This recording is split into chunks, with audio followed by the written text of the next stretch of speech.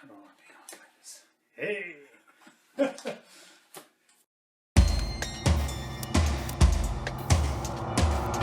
JeepSolid.com. Hey, Dale here from JeepSolid. Thanks for tuning in. I'm here with my friend Jason today. We're going to be covering how to replace a valve cover gasket on this Jeep Wrangler. My friend Jason here is helping me, and he has a channel called BroncoSolid. Talk about how it's just starting out. Oh, okay. And how I've helped you a lot on like your videos and stuff like that. So Okay. Hop on over to BroncoSolid, check him out. Be sure to subscribe. He's got some great videos. He's just building the channel right now, but he's got a lot of good stuff. He's helped me a little bit with some... He's helped me a little bit with my channel here. Alright, so doing the valve cover on this is a pretty simple job, but let's get started. So we got a Felpro gasket here. These are pretty good quality gaskets. Here's the part number for you, VS50522T. So we're going to get started by removing the throttle cable, some of these hoses and things that are in the way. So this clip just comes straight up and off. And we're going to remove some of the hoses from the breather tubes here, the CCV valves. There's another great video of mine on replacing those if you're interested.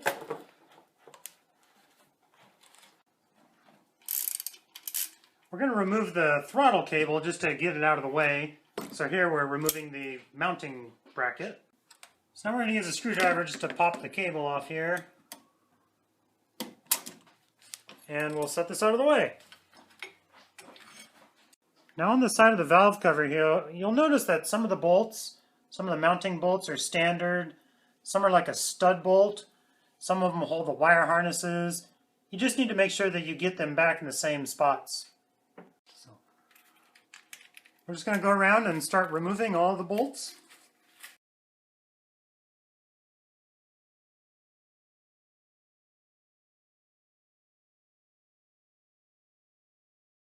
So if it's loose, go ahead and just lift it right off. If it's stuck, you can use a rubber mallet to kind of hit the side of it to break it loose.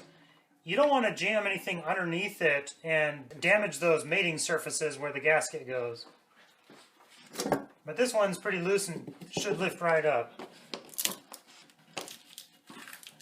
It's like stuck under the hose.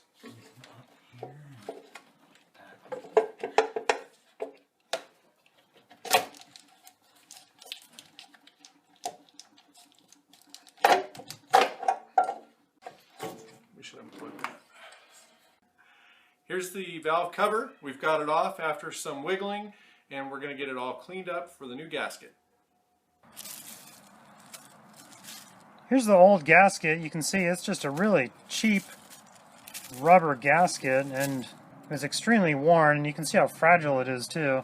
It just snaps right apart. So that new Felpro gasket will be a really good addition. So I'm just going to hit this with some degreaser and get it all cleaned up real nice. We're going to take a clean cloth and go along and clean the surface for the gasket. Get all the oil and debris off. So when you're cleaning the valve cover here, you want to use just rags, maybe a nylon brush to clean the surface here.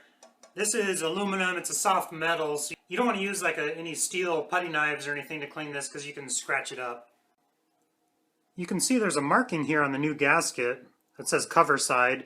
The gasket will only go on one way, so it's kind of hard to mess up. So now we're going to just fit the new gasket into place.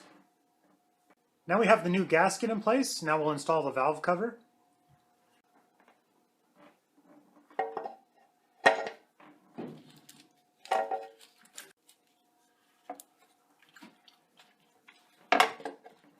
And you want to take a little bit of time to make sure you get the gasket seated properly all the way around, so all the bolt holes line up evenly.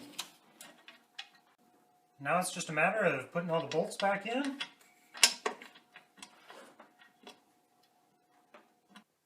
So now we're going to torque these to 55 inch-pounds. We're going to start in the center alternating sides moving to the ends of the valve cover. Almost like in a star pattern.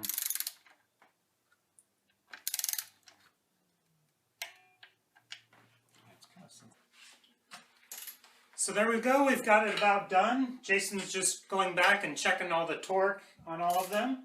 So be sure to check out Jason's channel, BroncoSolid. He's got a lot of really good tips on there, and thanks for watching, and be sure to subscribe. Have a good day.